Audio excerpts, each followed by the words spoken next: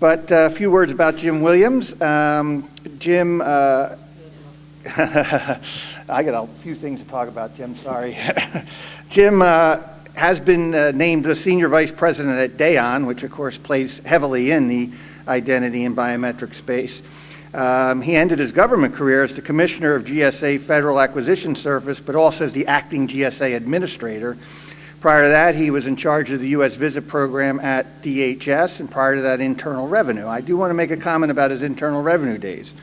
Back then, coming out of the reinventing government stuff, I was the CIO at Treasury, and we wanted to try a lot of out-of-the-box kinds of things. We actually were doing performance-based contracts, share and savings programs, two-step down select processes where we would have a price competition, price reasonableness, then we would take price off the table and actually make a decision based on management and technical approach with price being pass-fail.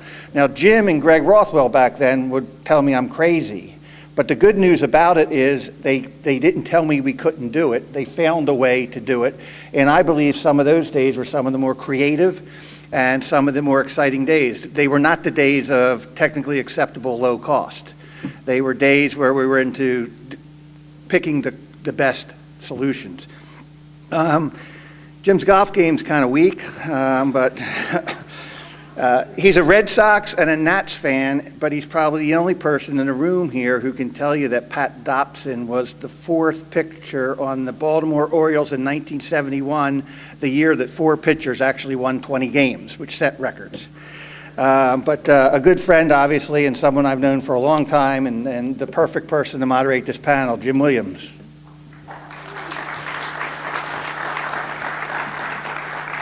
Well, thanks, Jim. Good morning, everyone. And I'm very proud to be here. And Jim talked briefly about our panel. And Jim and I did work together when I was with the IRS. And I don't know if we have any IRS people here today, but they always get a little nervous when I talk about the IRS mission statement, which is we've got what it takes to take what you got. It's a great agency. It's actually one of the last two places in America where you are still guilty until proven innocent, and their motto is what good is power if you can't abuse it. So obviously I'm former government now, but very proud to have served in government. And I want to talk about the panel that we have today because I think it's really extraordinary. Jim talked about them a little bit. But first, Dave Cuthbertson, the Assistant Director at the FBI for the CJIS Division, and I think all of you all in the room probably know CJIS. They are the leading identity management and biometrics part of the FBI. And Dave has had just an incredible career. Jim talked about the degrees that people up here. He's a graduate of the FBI Training Academy as well as a magna cum laude graduate. He has 25 years of experience, and he has been all around some of the toughest issues for the FBI in terms of gangs, drug trafficking. He's been a SAC, just incredible service to this country. And I know that he's been at CJIS since 2005, and in 2011 became the head of CJIS, which is an organization that has really been focused on biometrics and identity management since around 1920, something like that. We also are joined by our second speaker, who will be Daon Salo, who is the director of the Defense Forensics and Biometrics Agency, also incredible years of service to our country. Retired colonel after 27 years in the Army, also a graduate of the FBI Training Academy in Quantico. He's been a Deputy Assistant Secretary for Export Enforcement at Commerce. He's been, like Dave, all around law enforcement, criminal justice issues, also a summa cum laude graduate, so just an incredible public servant. Also, Troy Potter, I'm very happy to be here with Troy Potter. We used to work together. Troy was formerly the Deputy Assistant Director of the Identity Services Branch at U.S. Visit. He also spent 3 years as the International Program Manager for Biometrics in the UK, helping both the UK and the EU with their identity management issues. And I'm a fan of biometrics and identity management. And I think when you look at some of the biggest issues facing this country today, not only in the law enforcement, counterterrorism, homeland security world, but also in things that we're talking about even at this conference, whether it's talking about comprehensive immigration reform. If you look at what's being talked about there, identity management becomes key. And you see articles on the front page of the New York Times talking about the need for a biometric identity card. You look at other issues like gun control, people talking about more background checks. And I'm a fan of background checks through the FBI and not just name-based. I also believe when the question I asked of General Hayden a few minutes ago about cyber, I believe one of the key things coming up is digital identities and being able to have secure authentication, not only of our federal networks, but of all of our different systems in the private sector, the SCADA systems, all of those things. But looking down the line of all of the big issues in this country, whether it's dealing with disasters, entitlement fraud, all of those things, I believe identity management and biometrics are going to be key issues to be discussed there. So I'm very proud to be part of this panel, incredible public servants, and let me turn it over to Dave Cuthbertson.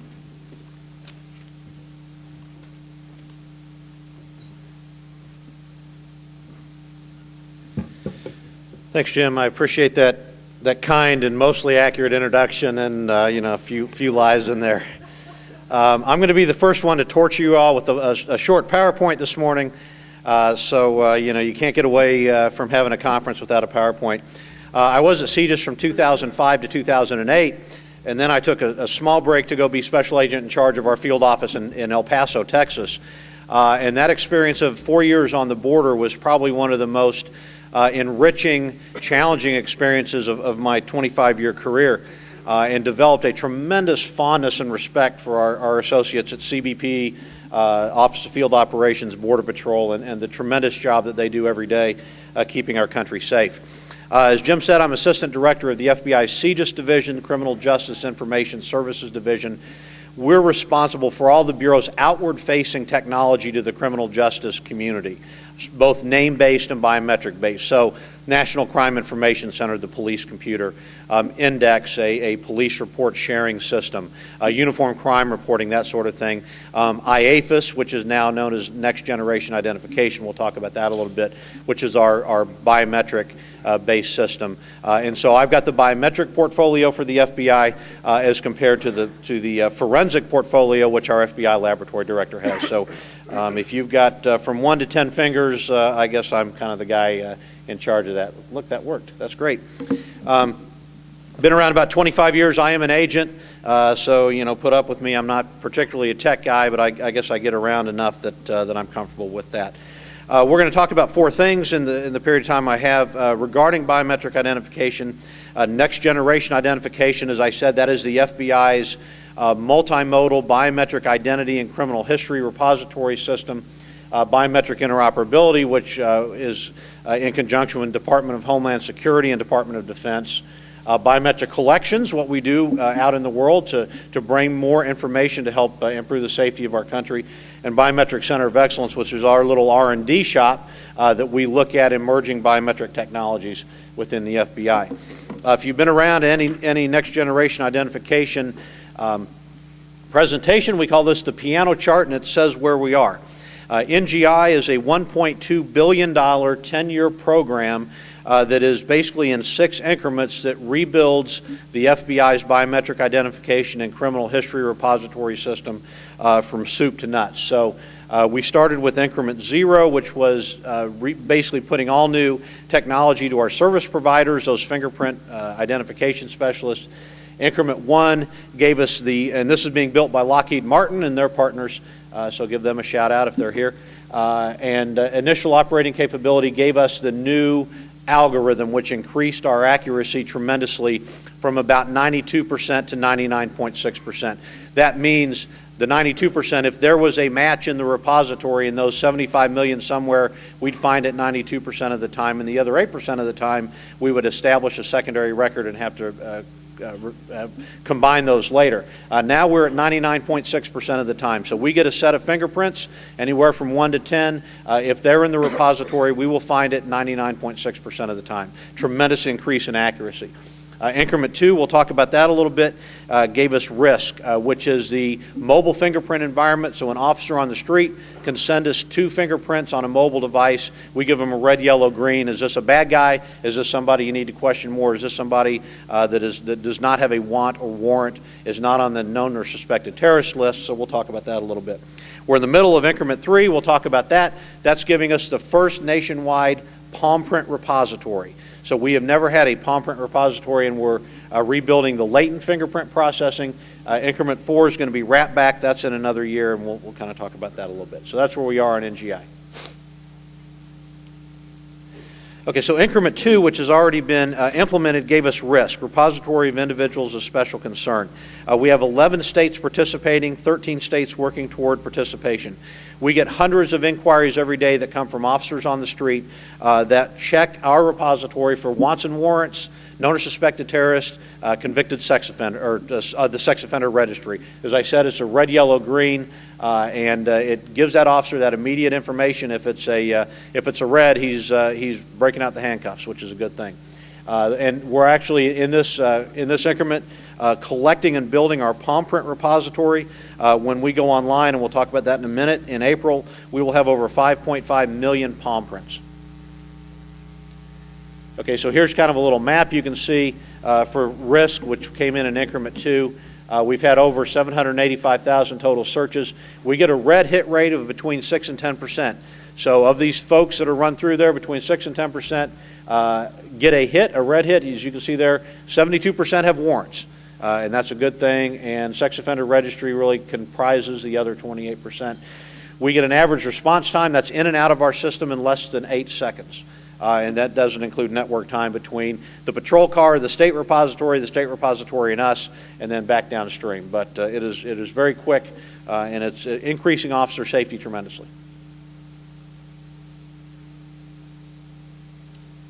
All right, see, I told you I was an agent. The technology will break down. Can you advance the slide for me back there? All right, so we need to go back. There we go. All right, Increment 3 deployment, which is going to be in April of 2013. That's April of this month. We're rebuilding the latent fingerprint processing and adding a palm print repository. If you look at the little red box down there, that is what the old IAFIS could search latent fingerprints against. So if you had a crime scene fingerprint, you sent it into us, it would search our 10 fingerprint repository.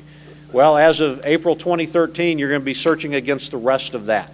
A lot of the forensic scientists, I'm not one of those, but tell us about a third of the crime scene marks, about a third of the latent fingerprints at a crime scene actually come from a palm, some part of the palm. So that's all that other stuff that you're going to be able to search against come April.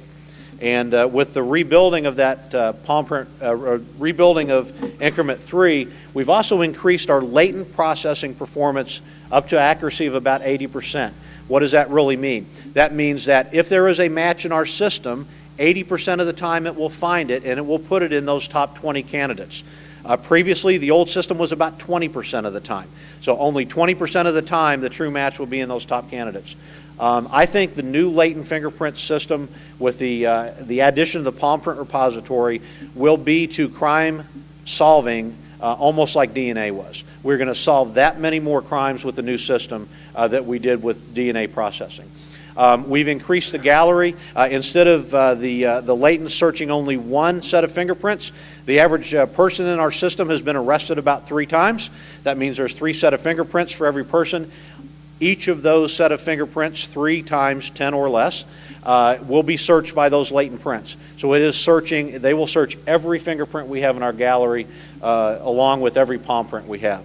So that will again increase the accuracy and the ability to get matches and solve crimes.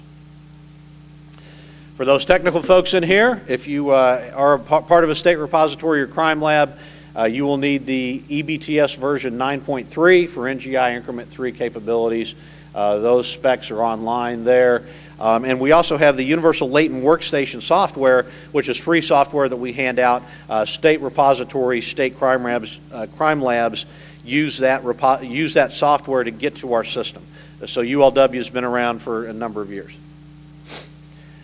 All right, Increment 4, as we said in the piano chart, we're getting into facial processing, and we're actually into a pilot stage now.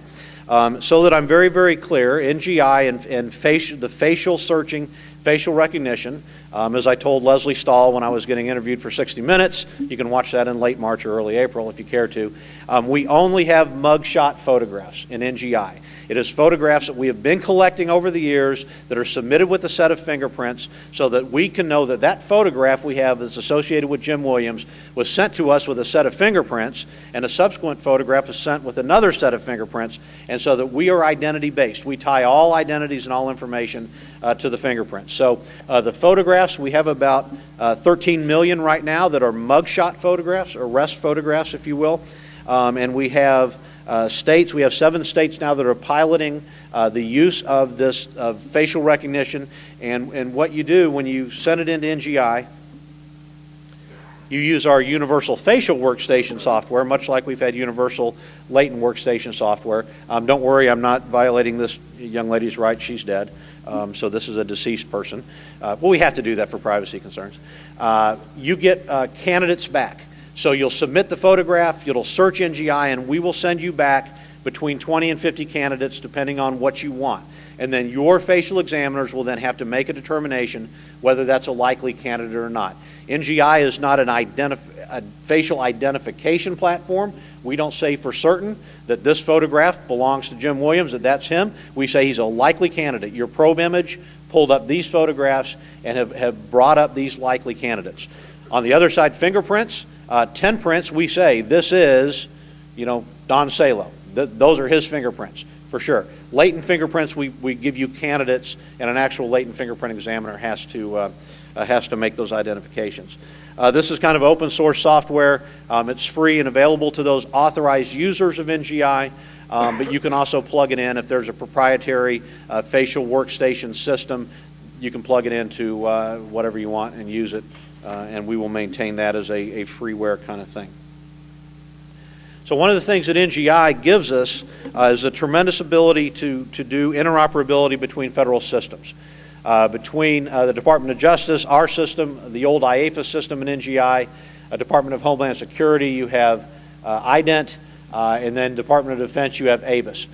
So the 3 systems, and I think our citizens expect that they work together, and that they work together to provide for the protection of our country. I've always said that the biometric safety net around our country is really kind of a patchwork quilt. And over the years, we've put these things together. I think Jim will agree. We were there in the early days of trying to figure out interoperability when IDENT was a 2 fingerprint system. We were at 10, all sorts of issues with processing time and all that. And so what we do is we put that quilt together and we find a hole and we sew it up. And then we find another hole and we sew that one up. And I think we've got it pretty good now. But if you look at the 3 systems, they each have their own use and they each have their own mission space. And so for those out there under the opinion that the government ought to have one great big fingerprint identification system, I don't agree with that particularly because we have our own missions and our own uses. The FBI system, IAFCEA or NGI, criminal history records, that's what we do, that's what we maintain. Criminal history records. IDENT, obviously, immigration identity information, collected for different means, used for different uses. And then ABIS, obviously, military operations and force protection. We all have our own mission space. They all interact, but we do need to keep them separate to the point so that we can protect privacy, protect civil liberties, and really conduct the missions that we need to. This is kind of what it looks like. We look at that triangle. I don't know if Don, if we stole that slide from DOD or somebody. But you can steal for PowerPoints, it's okay. So it's a triangle. We want to make them all talk to each other, but right now there's a little gap, to be honest with you. DOJ can handle the daily business of DHS and DOD. DHS can handle the daily business of the FBI and DOD, but the DOD system is not scaled, never was, to handle the daily business of both the FBI and DHS. We process between 150,000 and 200,000 fingerprint submissions a day that come in for both criminal justice and non-criminal justice purposes. So we're working to kind of bridge the gap right now. IAFCEA kind of serves as a pass-through, so to speak, for DOD to DHS. So we've kind of sewn that gap together, but we really do at the end of the day want them, and I've got a slide that has that triangle all put together, and it's all real nice. Interoperability deployment, that's when you get arrested in this country and we get a set of fingerprints in that is a criminal answer required for those old IAFCEA people. When you get arrested, those prints are sent to IDENT. and then IDENT will make a determination if that person has an immigration problem. Then DHS, particularly ICE, Immigration and Customs Enforcement, takes appropriate federal action on that identification in the immigration system. All 50 states are activated. All criminal arrests from the 50 states go to IDENT, and then any identifications go to ICE for appropriate action. The only place we don't have it going is the Northern Mariana Islands, I'm told, and that's, I don't know. And that's due to a connectivity issue, and we're working on that right now, so that all states and territories any criminal print will then be sent to IDENT, and then ICE takes appropriate action on the responses. Why do we do that? Obviously, when people commit crimes in this country and they also have immigration problems, we don't want them to get out of jail. So just an example, an individual 27 years old, driving drunk, killed a 7-year-old, hurt a 4-year-old, sent the prints to IDENT, determined he was in the country illegally, and then obviously immigration detainers can be put on the person, and the process can continue as it should. The in-state, what we're looking for, obviously, is that triangle put together that all the systems talk to each other, handle the appropriate business every day, and are completely interoperable, and we've got all of the wires put together and the details and the policies. Back when Jim and I were working on this, and Jim and Tom Bush, one of my predecessors, really the technology was the problem. I mean, we were really kind of putting systems together that weren't made to talk to each other. Now we're kind of down to policy issues and budgetary issues and that sort of stuff. So what else does the FBI do in biometrics? We do collections. We go out into the world and collect criminal history records from friendly foreign nations that give us those records, and they're added to our systems to help protect our country. And we do that through our flyaway program, quick capture platforms, and biometric exchanges and biometric missions. We add hundreds of thousands of criminal history records from foreign countries that are put in our system that are used to benefit police officers, and in some cases employment and licensing. So those are, this is a world with very thin borders. A lot of folks transit, immigrate to the country, and we want DHS to know that if this person is presenting himself for inspection or herself, wow, they've had a criminal history record in El Salvador or Guatemala or somewhere else. So it really does make our system safer. We work with DHS day in and day out on implementing the Preventing and Combating Serious Crime Agreements, PCSE agreements for the visa waiver countries. And we developed the Quick Capture platform, which we developed way back when I was in CJIS back about 2006. One of our employees there said there's got to be a better way to get fingerprint submissions from the war theater back into where we are. So he cobbled together a satellite dish, a laptop computer, and a very small collection device. At that point, it was a cross-match Guardian device. And said, we've got to be able to make this work together. And with bubblegum, baling wire, and literally duct tape, we put this thing together that kind of became the standard, where that's a picture of some of our operators way back when, and I believe that was Iraq. You could take a person's fingerprints, send them over satellite dish to CJIS, and get an answer back within 5 minutes. And that would enroll that person, so they could go 2 days later, use that same device, and know that we encountered that person 2 days ago. So that's kind of been our standard for satellite-based mobile fingerprint identification. The final thing, trying not to use up too much of the panel's time, we have the FBI Biometric Center of Excellence. This is our R&D shop. It's a very small R and D, where we're looking at things like multimodality research in facial recognition, rapid DNA. We've partnered with DOD and DHS in rapid DNA and actually have prototypes at testing at the various labs. Friction Ridge, which basically is fingerprints, voice, and emerging technology. The role of the BCOE, you can see there, promotes and sponsors standards, tests and evaluates technologies. I won't read the slide for you. They did a study, we called it the Black Box Study, on the accuracy of latent fingerprint examiners. That was published by the National Academy of Science, and the day after it was published, it was used in court to challenge a Daubert hearing. So it does things like that. We're not inventing bleeding edge kind of things.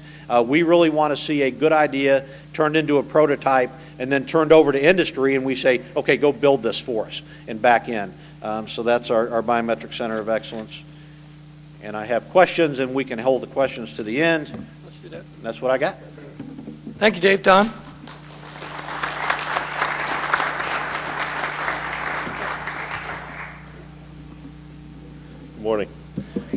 This morning when I had coffee with my daughter, I mentioned that I'd be coming out here to speak to you all, and she said, well, you've only been in the job like six weeks. Aren't you kind of worried about being nervous? And I said, well, I have this technique where the old technique of picturing everybody naked. And right now, I think a lot of us need to hit the gym. So I am accompanied by some of my brains here today, Brian, Samara, and Liz. So at least they're greeting me here. So that's the real nervous factor, addressing my own people. Thank you, Jim, for the invitation to address the Armed Forces Communications and Electronics Association. As I mentioned, this is my first official outing as the new director of the Defense Forensics and Biometrics Agency, or DFBA, as we are called. And I want to ensure I address the concerns of those today in the audience. I'm sure that over the years, you've all had good fortune of hearing Dr. Gray or Dr. Killian speak. And I want to point out right away that I'm not as smart as them. And so that this is almost like waiting to hear Mel Gibson talk, but you end up with Mel Tillis. So I'm very happy to be here today. Any opportunity to brag about one's organization and the vital mission is a very good thing. My 27 years serving in DoD in uniform and my most recent position as the Deputy Assistant Secretary of Commerce provide me with an understanding of the importance of supporting national security objectives. I moved back to DoD because I saw how important the role of forensics and biometrics plays in protecting not only America's men and women in uniform around the globe, but that of our homeland. What is DFBA? As most of you know, the executive agent responsibility for forensics and biometrics is with the Secretary of the Army. The executive manager piece of that responsibility is now with my boss, the Army's Provost Marshal General. He is the Army's chief law enforcement officer, but more about that later on. Most of you are familiar with the Biometrics Identity Management Agency, or BIMA, which serves as DoD's biometrics authoritative database repository. BIMA is still around, but now it is an activity under my organization, DFBA. Within the next year, DFBA will also assume control of the Defense Forensic Science Center, or DFCE. We're going to do a test on this later on. DFCE is comprised of two major elements: Army CID's Crime Lab, and that's something a little bit more sophisticated that you will see Abby operate on the hit TV series NCIS, and then the Expeditionary Forensics Labs that support the warfighter in places like Afghanistan and other places around the world. And I liken both forensics and biometrics to chocolate and peanut butter. Separately, they're very delicious, but together they really taste good. And that's kind of DFBA, that new organization. There's a natural power and a natural and powerful synergy between forensics and biometrics. With forensics on the front end, the exploitation of captured enemy materials or evidence provides undeniable scientific relationships for the back-end biometrics link between individuals, materials, events, and places. As you know, anonymity is a terrorist's greatest strength, and forensics and biometrics strip that away by establishing identity with certitude. But as I mentioned earlier, my boss is the Army's top cop. Since forensics and biometrics are increasingly becoming connected to the intelligence and operations missions, our challenge is to ensure that we include the intelligence community in all aspects of our work. We have already started bringing intelligence assets into DFBA to ensure all equities are protected, not just law enforcement, but intelligence. Since my arrival, I've been getting my arms around where we want to take biometrics in the future. In just a short time, I've realized that our mandate is to move biometrics forward to support identity superiority. This encompasses the overarching umbrella to authenticate the identity of known individuals for access to DoD installations, which I equate to a business function, to safeguard identity data for U.S. and international partners, which has both business and operational implications, and to deny our adversaries anonymity, which is purely operational in nature. These functions of identity management, identity protection, and identity dominance are key in building this overarching identity superiority mission. Already we are seeing the importance of biometrics is what it's bringing to the installation access, and the case that it could be not only improve force protection, but also save money by reducing the requirement to have personnel manning access entry points. And this is a key business case.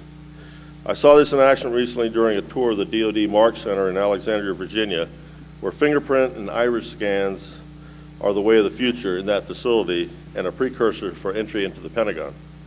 As an example for both the business and operational uses, the DoD is developing international partnering agreements with our friends overseas in order to exchange data. These cooperative agreements allow us to exchange pertinent data related to law enforcement, civil support, refugee control, and other applications related to the movement of people.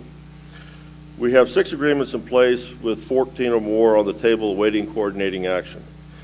And operationally, our primary customers continue to be the combatant commands, primarily the war fighters, as well as other interagency players to support the enduring capability and interoperability to keep the bad guys at bay. Every day, our organization is saving lives. 2 weeks ago, a subject attempted to join the Afghan local police and was alerted as a watch list hit, having been enrolled in our database twice by the Special Operations Forces. Imagine the implications for avoiding potential green on blue attacks.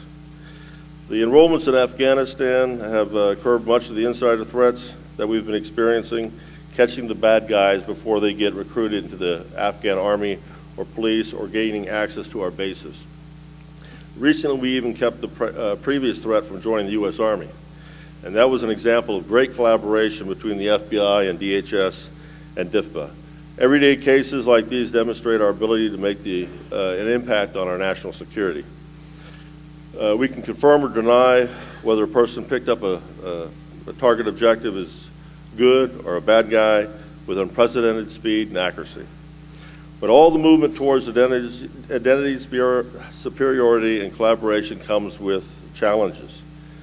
And to ensure our support to the warfighter and the homeland is maintained, there could be no disruption, interruption, or decrease in funding to keep the DoD's authoritative database running. The possibility of sequestration may result in mission failure if a required funding does not materialize. We are facing fiscal constraints that are unprecedented from previous years, which were based off of overseas contingency operation funding. This challenge could affect our response to the COCOM needs, create uncoordinated application forensics and biometrics capabilities, fail to support directives and national policies, and it would create a loss of current investment and experience that we've attained over the years. Another challenge is keeping pace with growing technology.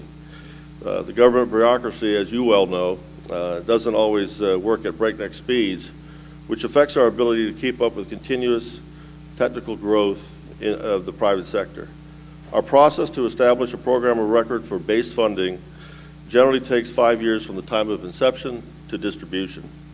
This becomes problematic when generating a future requirement for our warfighters in 5 to 10 years' time, especially when ideas generated 2 or 3 years ago are already obsolete with faster capabilities.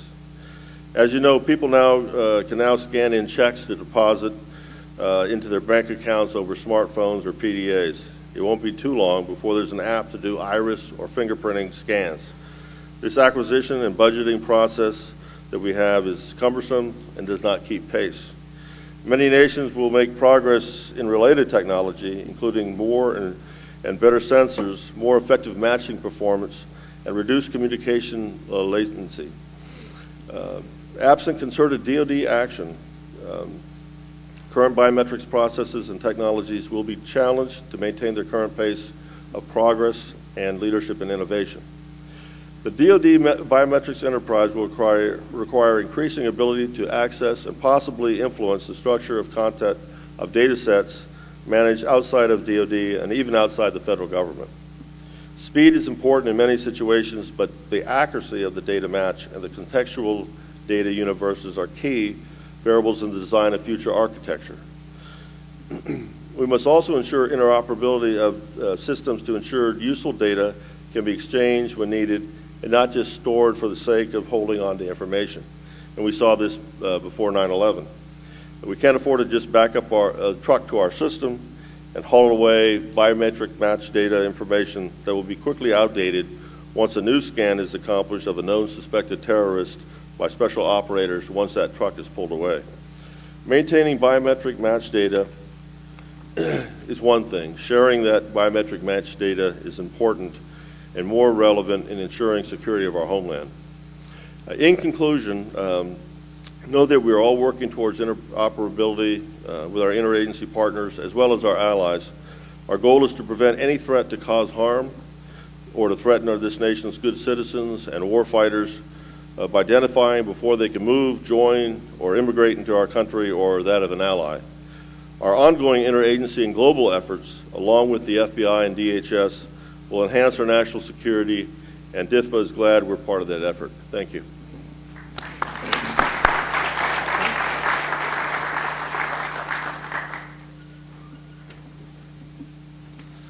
Good morning. And I'm the lucky one that gets to go last on the panel. A few things have been covered, but I will try to add a little bit more perspective to what's already been said. As Jim mentioned, I departed U.S. visit about 18 months ago and joined industry with Unisys Federal Systems as their VP for Identity Solutions. So therefore, I no longer represent the department, but I will give you my perspective of some of the U.S. visit opportunities and challenges that I see, along with a little different perspective from the industry side of where the market's heading. And I think there is a shift happening within the market, and I'll mention that at the end. So first, obviously U.S. Visit is a mission-critical service to the department and the interagency, along with a lot of international partners also. In doing that, a few of the challenges and opportunities, depending on which lens you're looking through, is interoperability, and that's been mentioned by my panel colleagues here quite a bit. But I will say, not only from the domestic side, but also from the international perspective. There are biometric systems, identity systems being developed by a lot of emerging countries for a lot of different reasons, voter registration, to national ID, to law enforcement, and other purposes of using biometric systems. And I think that type of interoperability we also need to look at, not only to catch the bad guys, but also to facilitate the good people, right? Those individuals, if we can quickly have confidence in their identity, regardless of where they're using that identity in the world, then that will provide us confidence of who we're dealing with, who's crossing our borders, who we're interacting with on a day-by-day basis. So I think that's key, not only to look at it from domestic, which there are still challenges there, but also opening that up to international and possibly even to the private sector. Again, we're seeing biometric systems pop up in the private sector for a lot of different reasons within organizations, for a lot of different business purposes out there. So is that another data set that we can look at tapping into with all privacy and civil liberties in mind, but again, looking at it from more a convenience and supporting the analysis of identifying a good person versus a bad person. The second one is around multimodal. We've heard about the FBI moving towards a more multimodal facial recognition, possibly iris in the future, palm prints, DoD already having ABIS being multimodal with finger, face, and iris, and DHS obviously is moving that realm too. There are challenges there, I believe, from my perspective, moving beyond fingerprints within the IDENT system, and that mainly comes around ROI, right? What's the return on investment? We heard the matching accuracy at the FBI, 99.6%.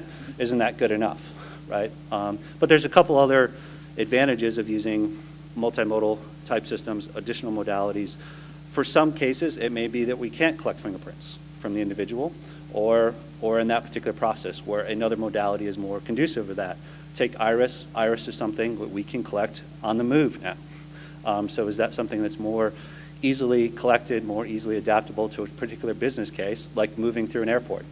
Can we use iris to quickly identify people as they're moving through the airport and provide more convenience and more automation to those individuals as they do move through that airport or through immigration or whatever it may be that they're trying to get access to the lounge, whatever that may be in that particular environment.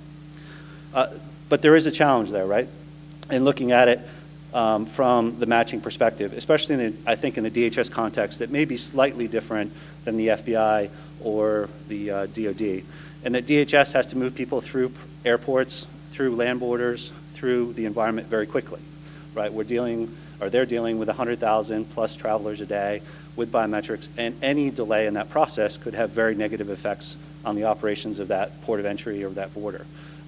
So looking at, we have accuracy of 99% or higher with fingerprints, is actually adding multi-mode capabilities to the system actually going to slow that down? Or are we going to have more conflicts that have to be resolved by human experts now, and then the cost of those human experts?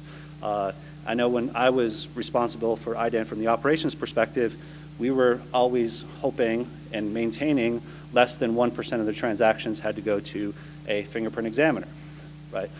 Otherwise, we were starting to impede travel and trade across the border.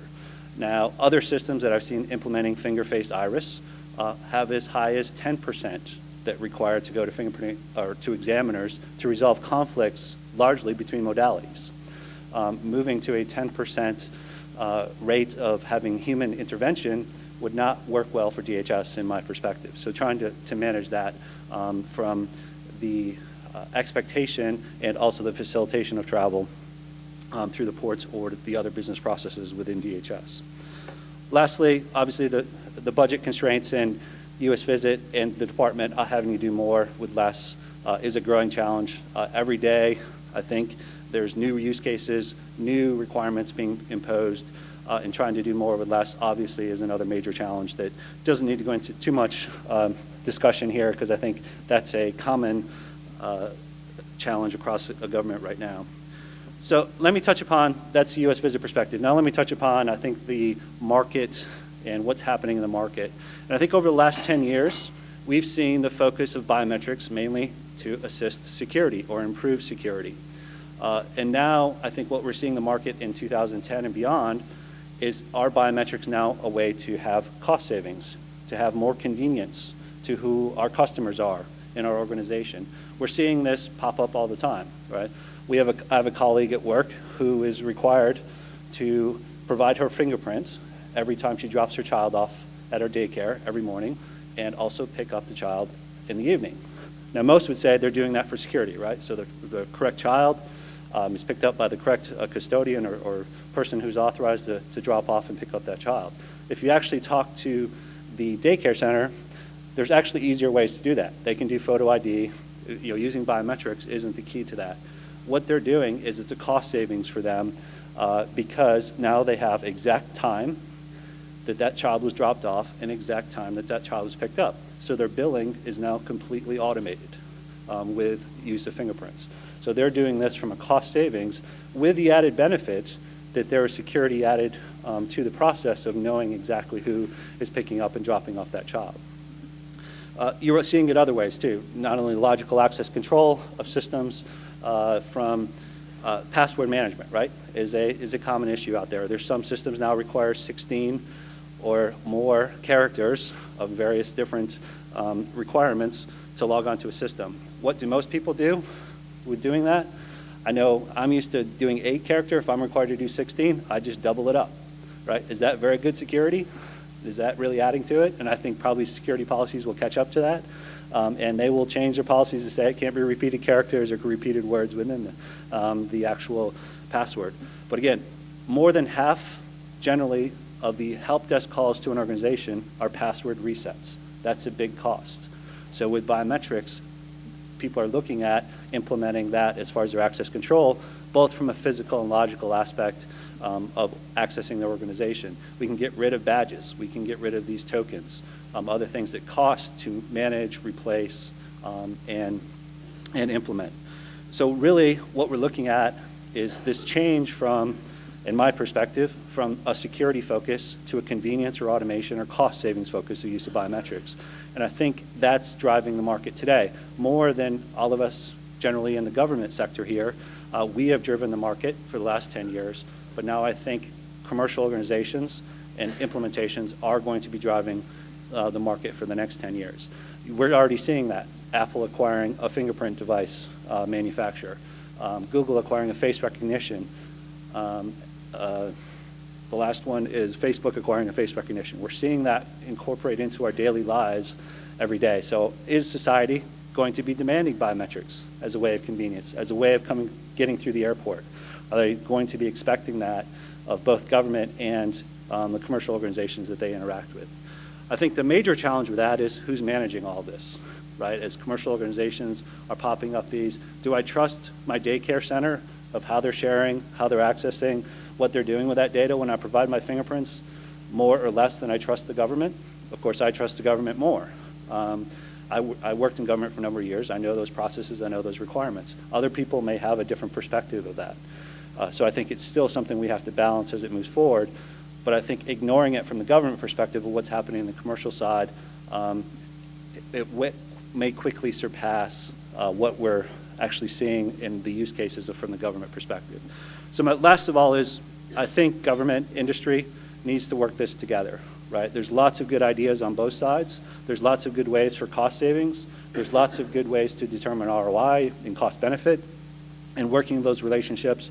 On the commercial side, we've got those kind of figured out, right? The budget constraints and all that happened much earlier than the government's perspective, or the government side. So we've got those angles and those solutions and those ideas from the commercial that I think are directly applicable. Going to the earlier comment from Jim, if we're flexible in our acquisition process and how government deals with industry and coming up with those creative ways to engage and to work with industry to reduce those costs, implement those solutions, have future proofing, being able to support those modalities in the future, and actually coming up with a full, robust solution to take advantage of both the commercial and the government sector. Thank you.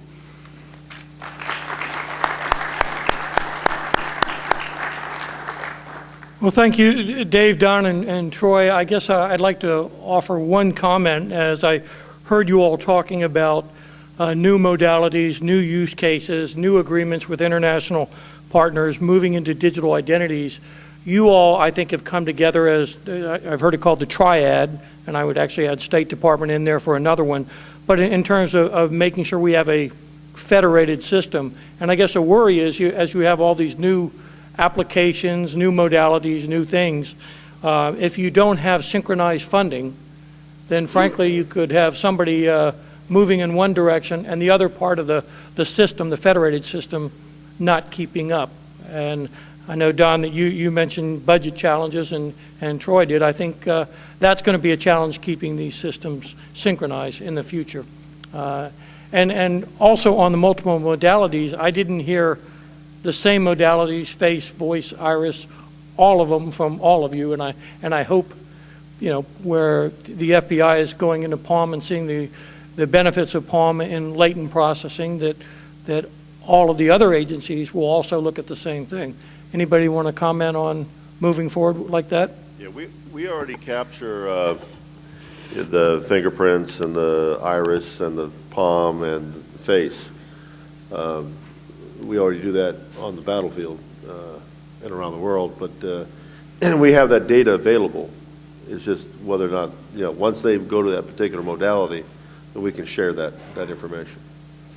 So we have IRIS as the fifth increment of NGI, basically as a prototype or a pilot, because we have a large advisory process, and we really need to see whether state and local law enforcement, we know that IRIS for use for access control is big in the corrections community, but whether our state and local law enforcement will want to invest in IRIS capture, and so if it is not used really by the ground troops, having a large-scale IRIS system for us really wouldn't be a good investment. So we're having to listen to our main stakeholders and customers to see, do they want to make that downstream investment, or for basically law enforcement, fingerprint photographs enough, and they'll, you know, their investment in IRIS might be limited to corrections. For access control, which literally would be, you know, kind of standalone systems. When you think about it, you commit a crime, you can leave a photograph, you know, ATM, the surveillance photograph, you can leave a fingerprint, pretty hard to leave an iris there, you know, at a crime scene. So right. if the iris is left there, I think we've got the fingers. So. Well, I do think also for digital identities that iris, fingerprints, voice, all of those things will come into play. And I know, looking at multiple modalities, we also have Greg Ambrose is here. He's the CIO of U.S. Visit in the audience. He's dealing with the same challenges. Do we have questions from the audience? There's Greg right here. Oh, wait.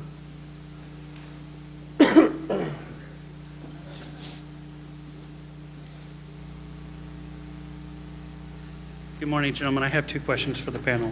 The first one is, as an Intel analyst assigned to do biometrics, hand forensics, exploitation on the battlefield, former EAC lab guy back in the day, one of the challenges I see in our community is, except for the DOJ guys, most of us analysts on the DOD and in some cases commercial side have no idea what a BIR is, what AIMS is, what BI2R is, what a BATS-GUID is. So when I create a product and I send it out to my peers, they're like, yeah, what's that? So is there a plan in the industry by the leadership to help us as the new technology comes on board to better utilize it? You guys are doing great with the chocolate and peanut butter, but as a customer, if I don't know it's going to taste good, I'm not going to waste my time buying it because of the ad campaign. So I think, the kind of the days of the old, photo ID and, that can be easily forged, those things are gone. Everyone's looking at biometrics because those don't change. And so as we're working this new organization, DIFBA, we're trying to fuse those forensics pieces, biometrics pieces together and look at some of the, technology that is together, works it together. But anyway, part of the challenge that we have is marketing, and events like this where we market the organization, getting out, bringing the intelligence community into our fold, where the analysts basically are housed. That's one of our challenges that we have to make, because we've always used this information for battlefield type things where we feed the special operators the information, and now we're feeding this information into this triad system. But we also need to look at bringing that intelligence community into our fold, which we have now started to do, and that's something new, because they, believe it or not, dealing with industry, have all the toys and all the things that the systems that are available too, that are non-standard equipment that we use in the military. So as we expand DIFBA and the role of DIFBA, we want to make sure that we get out more to the different folks. The challenge will be, as budget, we talked about the budget, conferences are getting fewer and fewer, and so we have to find other ways to get that information out to folks. But we're actively pursuing, looking at things that are out there already in industry that we can use to avoid this long process that's the acquisition process, because you all have the technology that's moving out light years ahead of what we've already been planning the last couple of years. So we can talk afterwards too if you want to do that. thank you, sir. The second question I have for the entire panel is, as the intelligence analyst trying to look at a larger network, whether I'm doing network analysis, target development, I have to look at second order, third order effects on a network. So one of the challenges I get is if I'm pulling in biometrics or forensics data, a lot of times these cylinders of excellence have information about computer forensics. I'm a MEDEX tech by trade. They also have the biometrics data from the labs, but they don't necessarily always tell me that Joe, Bob, Steve, and Sally were also picked up at the same place, same time in that event. So I've now lost the context. I may have a SIG Act ID that says event occurred, but now I've gone to 17 different repositories. Now granted, technology is another issue, we'll resolve that some other day, but the challenge I see is if that data is not captured and at least linked. I know IREMS was one of the programs, Defense Forensics Enterprise was looking at some of these issues as well. How are you guys looking at in the future to start tying these things together to make it easier for us to go find that data? But I think that the general field or trade of identity intelligence really is in its infancy. When you look at the trade of intelligence analysis and the intelligence community, that's, you know what a domain person is and what an IIR is and what all those words are. So, what is identity intelligence and what is an identity analyst? So we used to be in the business of identity resolution. Send me 10 fingerprints, I'll tell you who the person is. And so now in moving to identity intelligence, we have to do several things. One is develop a cadre of intelligence analysts that really have that as a specialty, right? That really understand DOD system, DHS system, DOJ system, what's out there. And then I think it's real important that they talk together and start and use the same words, right? Like in the other parts of the IC, you know, the same words are used to describe the same things. I really think identity intelligence is really in its infancy, and we'll see in the next 10 years a cadre of intelligence analysts that have developed that specialty within all the organizations. They're using the same terminology, they're using the same systems.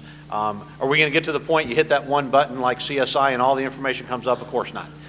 Because you got to get it at various classification levels, right? Unclassed to TSSCI. It's all in there, so those systems will never be together. But I think as that tradecraft, and really it's a human thing, right? As that tradecraft is developed, we'll get better at it. Yeah, I think there's some classified platforms that are out there that certain defense agencies use that do that. And there's some that are out there in the civilian, in the industry that also do that too, where you can have these collaboration tools that bring in the data and make the matches. But outside the classified arena, it's not there. But it's inside it. But I think there's a lot of work that needs to be done in that particular area, though. You're right.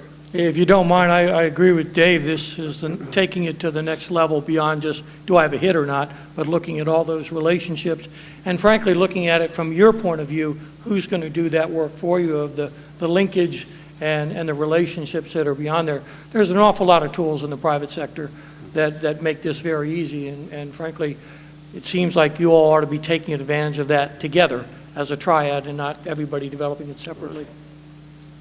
Thank you, gentlemen. Thank you. Other questions? Hey, dude, my name's Reese McIntyre from the Homeschool Government. My question has to do with if biometrics is the revolutionary, what we're going to see in the future, and how foolproof is it? Like how easy or difficult is it going to be for to replicate or even disguise biometrics in regard to like your retina, facial recognition, or fingerprints from a criminal perspective? How can we get around people trying to deceive us or any type of deception in that manner? Well, let me start with an answer, then turn it over to this gentleman. But first of all, nothing's foolproof. And biometrics are probabilistic, meaning they use probabilities to determine if something is a match. So frankly, nothing is foolproof. But I think as people criminals, bad guys try to get more sophisticated, looking at things like liveness detection, making sure it's not a picture of a picture, recording of a voice, fingerprints put on top with some type of silly putty or something like that. Frankly, we have to get better on the government side. We used to be on the government side, but nothing is foolproof. And it's just simply raising the bar in terms of making it harder for criminals to escape detection. Yeah, I think a lot of it has to do with, what's the purpose. If you're the FBI, you want certainty for what you have for the fingerprints and that sort of thing. If you're in the combat environment, you want some, idea of certainty that the person is probably, 95%, that is the person they're looking for. And then you follow on once you have the person to determine, okay, what is the true identity and that type of thing. But, yeah, it's not foolproof right now. But I think as you combine all the modalities, look at fingerprinting, iris, palm, eventually voice, I think that'll, bring it more clear. But it depends on the purpose. For legal prosecution, you want certainty. If you want to just find a bad guy, you may not need all the things. Right, and I would just add that there is different risks, different factors for each modality. And the environment you're implementing it into, the purpose as mentioned, but also attended, unattended. If you have someone there overseeing the enrollment, less risk of some of the spoofing techniques. But all that has to be considered in any implementation of a biometric system and what your risk may be for that particular modality, the environment, and the use case. And that's where multimodal has some advantages, right? Mentioned the Pentagon using both iris and fingerprint. And that's a multimodal type implementation where they're enrolling both, so you have the benefits of both modalities versus just the benefits or the risks of a single modality that's presented. And as Don mentioned, as you look at really what you're trying to get at and what the tolerance for the non-foolproofness. In the law enforcement side, the thing that you never want to happen is a misidentification, that I say Troy is Don or Don is Troy. We've been able to tolerate those missed, M-I-S-S-E-D, identifications where we just say, okay, we didn't associate that. But what we can't tolerate is identifying one person as another.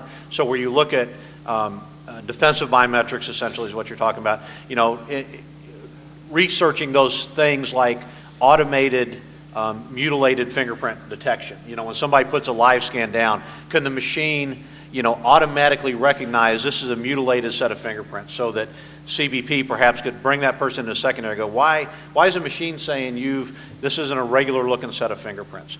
The detection, of plastic surgery to defeat facial recognition. I mean, we're looking at how effective is that, how ineffective. So really that's a kind of a pioneer area on tuning these systems to detect possible attempts to get around the modality identification.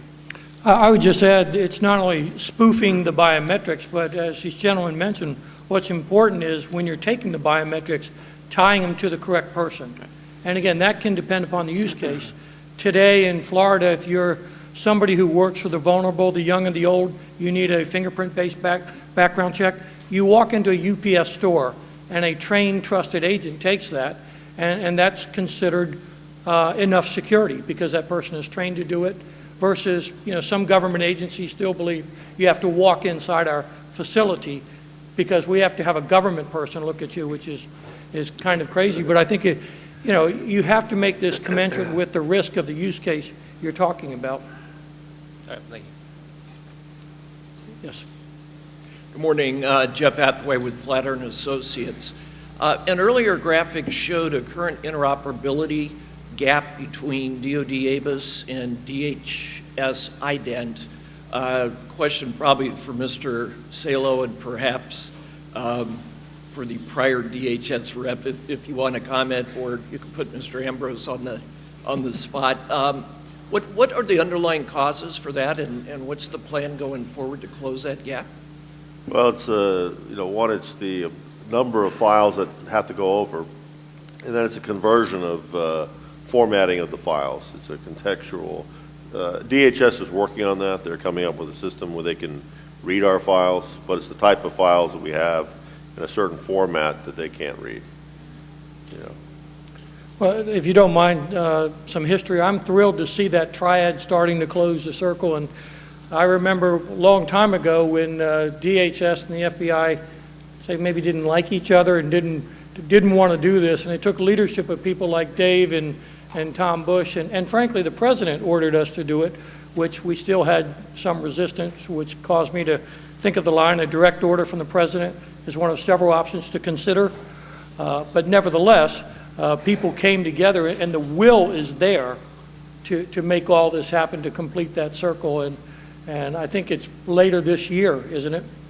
Well, yeah, right, later this year. But Jeff, what you may not have gleaned from this is that our facility that we have in West Virginia is actually moving to Dave's facility. So, as far as the interoperability piece, we'll be in the same building, and then we'll have to figure out how to get that third leg of the stool to make sure that we're all, it's all nice and even, not teetering.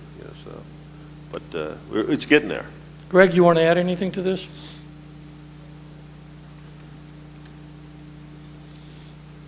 Greg Ambrose is the CIO of US Visit, working on this challenge of connecting up with DoD's ABIS. So there are a couple things that we're working on. So the piece that Dawn just mentioned, and you saw the gap in the triangle that we had. So we've been working with DoD to put an interface in place so that we can query each other's systems, and that continues to be worked through in terms of requirements, understanding where DoD is headed with their program and when we can, as you pointed out, ensure that we've got funding and prioritization between the two organizations to put that interface in place. Now, and that continues to be worked. The piece that we're doing until that occurs is looking to move all of the files that DoD has into IDENT so we can query those those data files that they have, and that's the part that, as he mentioned, we're looking to do that conversion. So today, we have all the Buell files, all of the known and suspected terrorists that they've encountered. It's about 800,000 of their 9.5 million prints that come over. We get daily feeds from them through FTP, but the remainder of those files is what we're looking to move into IDENT until we get that interface built between the two so we could query each other's systems in real time. And just in answer to the Admiral's question, when do you think that'll take place in terms of having the interface? Well, that's what we continue to work between our two program offices, so I'll...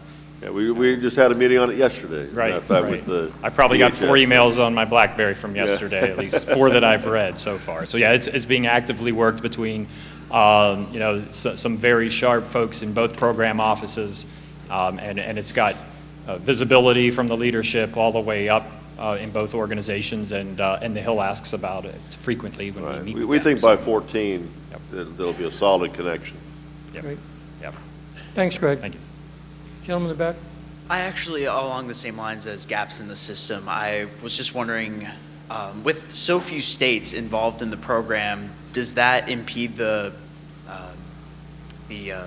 progress of the program? Does that result in gaps in the system, the fact that so few states in the United States are involved? And also on an international level, how many nations, ballpark estimate, do you think are cooperating with us? And do you see that as being a good thing or a problem, depending on the number? The international side, we have 6 agreements in place. Like I mentioned, we have about 14 that are still on the table. A lot of international interest, because if you imagine, you know, from a refugee standpoint, you have people transiting your country that you really don't know who they are. For example, AFRICOM is going out and doing a lot of biometric scanning and, you know, making sure that, you know, they have people that are, you know, and a lot of the countries want this. They want to know who's in their country. And a little different than the United States, where we have, you know, civil liberties and that kind of thing. There are folks who actually embrace this new technology because it doesn't, you know, they don't have to worry about printing out cards and ID cards and that type of thing. They have that biometric scan. So on the international side, we're constantly getting folks that want to be part of this system. And to do the international sharing, which is really important from a counterterrorism type aspect. And we work, you know, very closely with Department of State and DHS on implementing the PCSC agreements, which are basically of all the visa waiver countries. To maintain that visa waiver status, there has to be automated biometric exchange between that country and the United States. So that's harder than it seems, right? Right. You know, technology, policy, all that, but we are going out. The good news is, as one government, Department of State, DHS, FBI, DOD, to say, okay, how do we knock this off? Because the law says if you're a visa waiver country, to maintain that, there will be automated biometric exchange between the systems. So we're trying to get there. But it's a big world. Not everybody has the same stuff, and there's a tremendous amount of people moving from point A to point B, and to think you can keep track of all of it, I think is pretty naive. Well, and I think not only dealing with the 37 visa waiver countries, but the refugee shopping problem around the world. I think there's actually an example of someone who went from, I think it was New Zealand, Australia, UK, Canada, United States, all with different names, all the same person, and the biometrics stopped that person. I believe that.